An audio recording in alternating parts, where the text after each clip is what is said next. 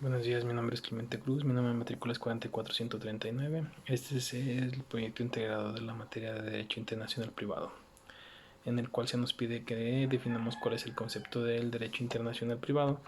El concepto de Derecho Internacional Privado es una rama del derecho que se encarga de normar y regular las relaciones privadas internacionales, sean empresas o organizaciones o personas que persigan un fin en particular, que regularmente son las personas. Todas las personas tenemos este derecho, que lo podemos aplicar ya sea aquí en este país o en otro, porque tenemos esta rama que es del derecho internacional, que se pueden llevar a cabo ciertos trámites no nada más aquí, y tienen la figura preestablecida del matrimonio, del divorcio. Se pueden casar en otros países, pero con las reglas que se les deben de llevar. Se puede hacer en trámite con los requisitos que se piden en ese país.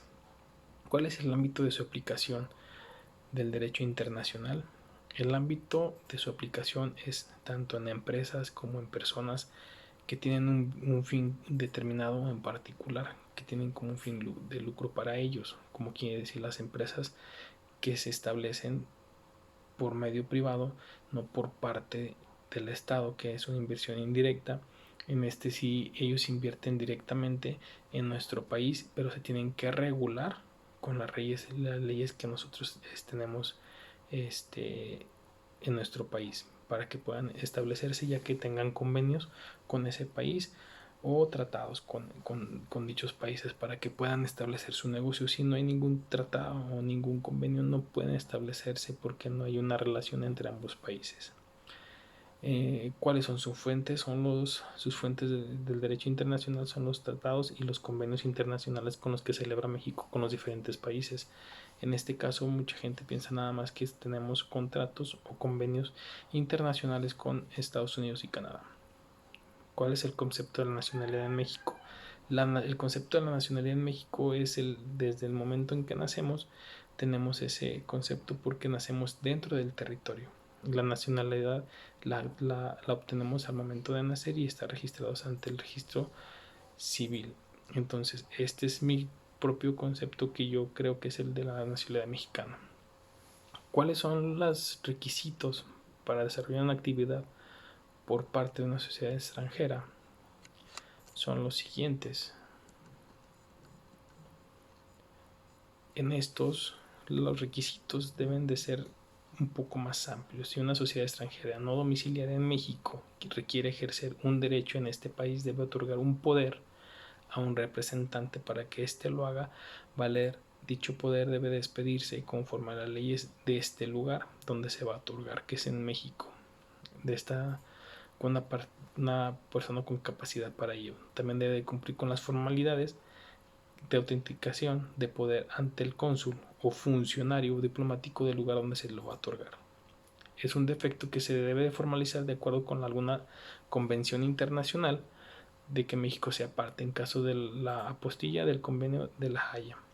Requisitos para establecerse en México: según el Código de Comercio, hace referencia a los requisitos deben de cumplirse estas sociedades o agencias para establecerse en México conforme al artículo 23. Las inscripciones deben de hacerse en las oficinas de registro público de comercio del domicilio comerciante, si se trata de raíces o derechos reales constituidos sobre ellos. Las inscripciones se harán además en la oficina correspondiente en la ubicación de los bienes, salvo la disposición legal. Entonces, para establecerse en México se necesitan ciertos requisitos, que tengan un tratado internacional o un convenio nuestro país con otro para que puedan establecerse en México. Si no tienen ningún convenio o un tratado, no pueden establecerse porque no son las mismas leyes. Tienen que haber un convenio para que el convenio no esté sobre la Constitución. Tienen que estar igualados y estén a la par para que puedan tener esta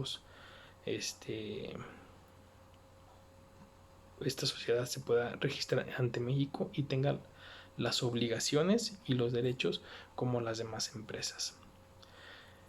Me pide que se mencione 5 aspectos negativos del Telecam. 5 aspectos negativos del Telecam siempre han sido los más perjudicados. A lo mejor en este caso, nuestros tratados, es México, por los aranceles que se les aplican. Las reglas o los requisitos que se les pide para hacer las exportaciones o establecerse en el extranjero las empresas mexicanas.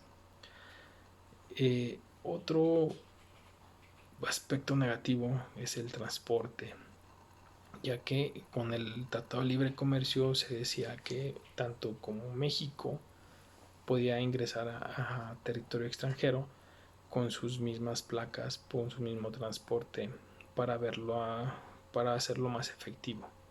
Pero Estados Unidos no quiso competir con el transporte mexicano porque es totalmente diferente. Tiene diferente reglamentación, diferentes tipos de requisitos que deben de cumplir las unidades para que transiten en Estados Unidos.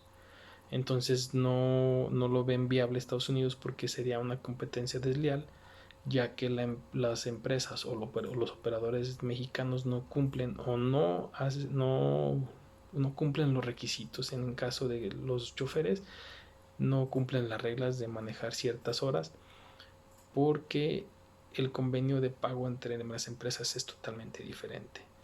Por decir, los aranceles que se les ponen a ciertos materiales que se exportan o que se importan son diferentes para cada país. Entonces sí es algo que perjudica a México, que se basa muy raro. En cuanto a otro aspecto negativo, son que los aranceles que se implementan a México, México siempre ha sido el más perjudicado en este tipo de tratado de libre comercio desde que se inició el tratado de libre comercio en el gobierno de Carlos Salinas de Gortari. Entonces es muy complicado. Me pide también que se quede una motivación para lograr mis éxitos en el futuro. Una motivación para cumplir mis metas son mi familia y seguirme superando para poder seguir avanzando en mi trabajo, para seguir escalonando y obtener mejores puestos.